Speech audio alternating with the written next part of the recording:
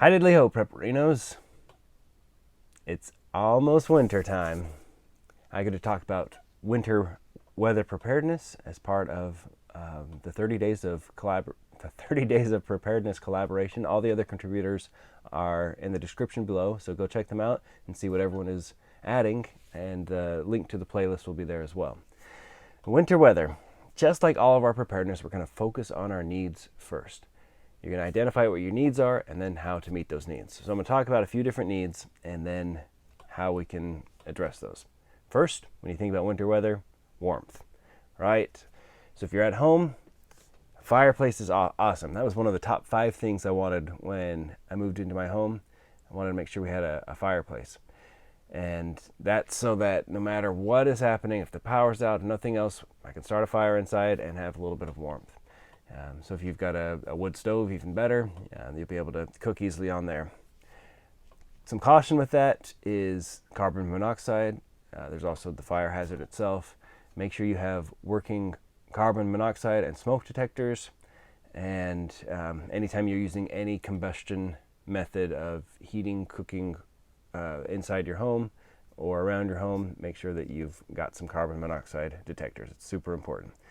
For a fireplace, make sure you inspect your chimney and clean it, and then do the safety things to make sure that it doesn't become, that your emergency doesn't become a worse emergency. If you have a wood stove or fireplace, stack the wood and split it ahead of time. Don't try to meet your needs in the moment of the emergency. So preparedness is about doing the things ahead of time for when you need it in the moment. We talk about the layers of preparedness. You don't want to have to worry about something like chopping wood when you've got to figure out how you're going to feed your kids at the same time. So you have to basically decide which needs am I going to address first. Make sure you meet all of your immediate needs ahead of time, and you can go across the board with all your needs and say, what would I need immediately to have this ready to go? Layers of clothing for warmth, layers. That way you can have more on, have less on. Sleeping bags, warm blankets, and break into your camping supplies. Camping is always a great experience, something to do with your family so that you can practice what to do with less, with fewer resources. When you're kind of off the grid camping, you basically bring emergency supplies with you. So whatever you have when you're camping, that's how you can practice preparing for an emergency. There are ways to keep your home warm. If you lose power and you don't have a heater, you can get a propane or a kerosene heater. Again, watch out for that combustion, for the heat hazards, but also you'll want to create a microenvironment. So create a small space, maybe pick one room where you can close the doors, have your family stay there. You can all stay warm together. It's easier to heat one room than the entire house. So you can use something like a tent indoors if you need to, and that can help create a microenvironment. The propane heaters like Mr. Buddy are safe to use indoors, but if you're going to use a large propane tank, then you need a fuel filter on that. You'll want it ventilated. Even though it burns really clean, you're going to have to worry about the oxygen depletion due to the combustion of the fire. For winter weather, power outages is kind of the main concern. If you still have power, then all of your needs are basically met. So when the power goes out, you want to be able to meet those needs. You could have battery backups, a solar generator, a regular generator. It could be a small generator, a large generator, a whole home generator. We have the Costco special, the Furman brand, and a connector outside. So we have the lockout switch on our breaker, so we can connect the generator to the house and select the circuits that we want to run. I think it's a pretty good option. It is not a whole home generator, won't come on automatically, but it provides electricity to the parts of the house we need it to without running an extension cord everywhere.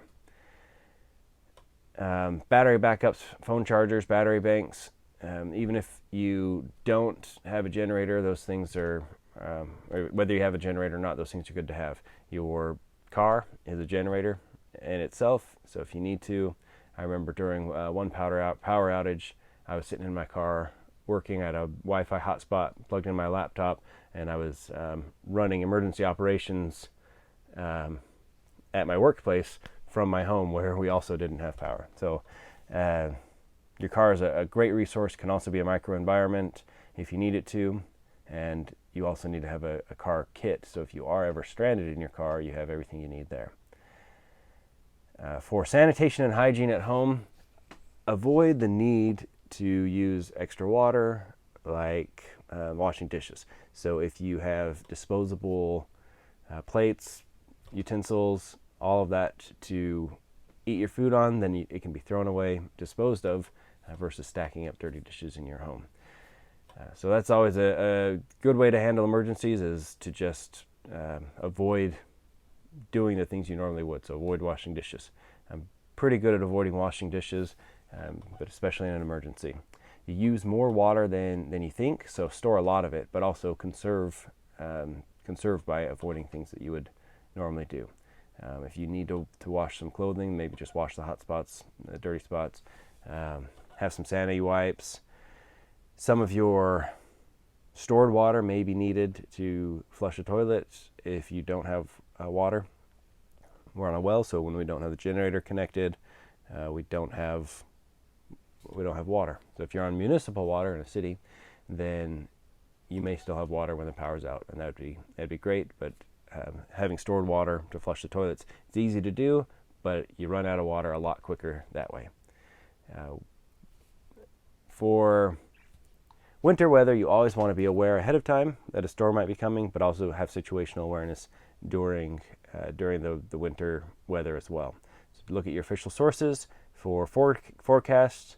That's the best way to know what might be happening, is look at the National Weather Service or NOAA, figure out their forecast, prepare for that. But once the impact has happened, the best source is the ground truth. So if you have communications with people who are on the ground, then they'll give you information like what roads are closed, if the power's out in certain areas.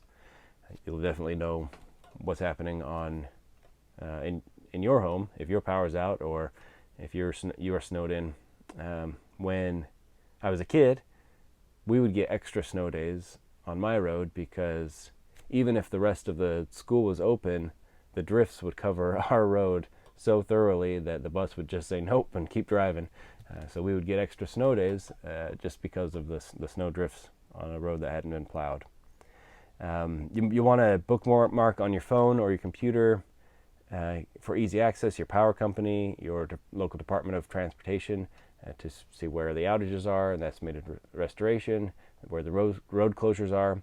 Your phone map app can help you identify some of that as well.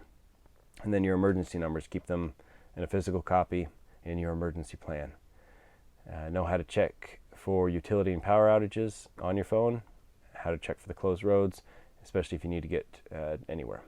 Look out for your neighbors, look out for your friends, especially the elderly or sick, and communicate with them, make sure they're okay, and let them know you're okay as well.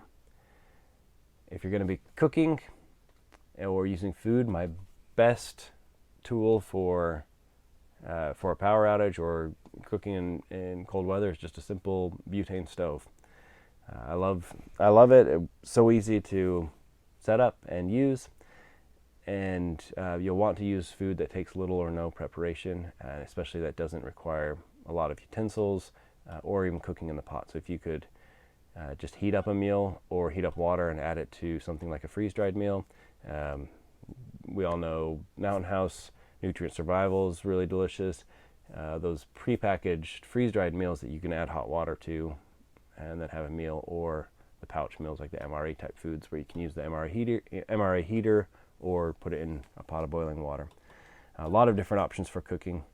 You'll want to worry about your foods that are in refrigerators if you don't have a generator. Make sure they don't get too warm and spoil. So those can be some of the things you eat first.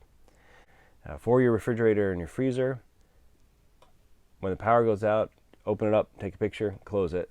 That way you can look at the picture to see what's on there instead of looking at your fridge every time opening the door. For keeping warm in your car, you can use something like a sterno, little chafing dish fuel. Those can give you some heat in your car. That's what I like to keep in there. It can heat up some food as well.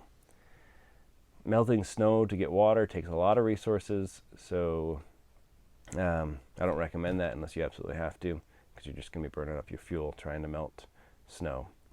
Health, make sure you're taking care of yourself. If you're not a very active person, don't think you can go and shovel your entire driveway or chop a bunch of snow.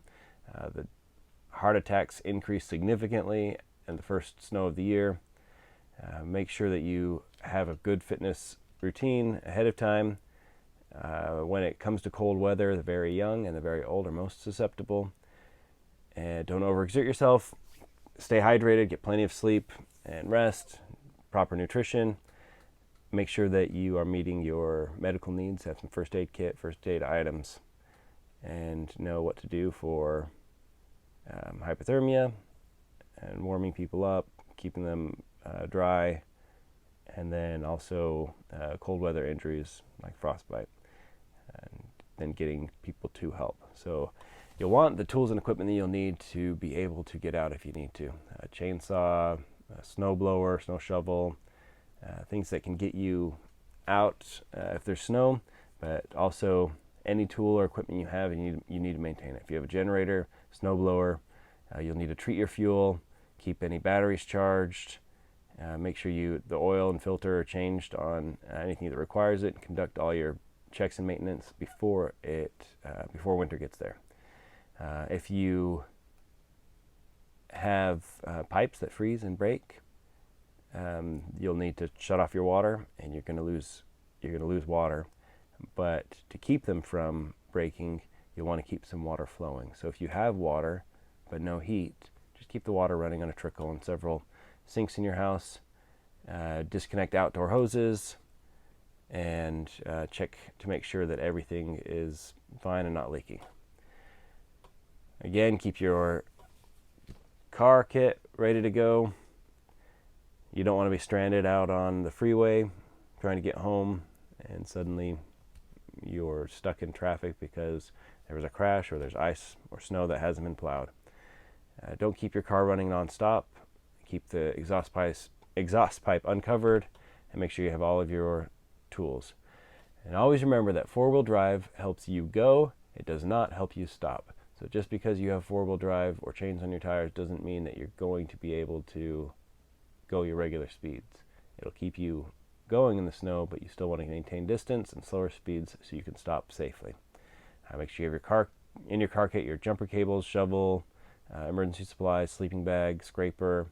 Top off all your fluids. Keep your fuel half filled. Keep some tire chains, kitty litter or sand, snow tires or cables. And then I really like the yak tracks that you can put on your shoes. So those are for home or for your car. And then have an office kit. If you are away from home at work, you can have your office supplies ready to go. So update your emergency kit, your bug out bag or 72-hour kit.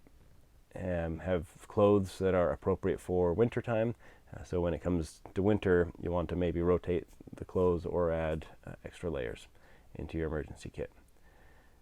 So your home kit, your car kit, your office or work kit, make sure you're taking care of your pets and that you're addressing your basic needs. So whatever the disruption is, if the power's out, if you lose natural gas, if you have water outage and it's cold weather, those all impact your needs. So focus on your needs and stay prepared.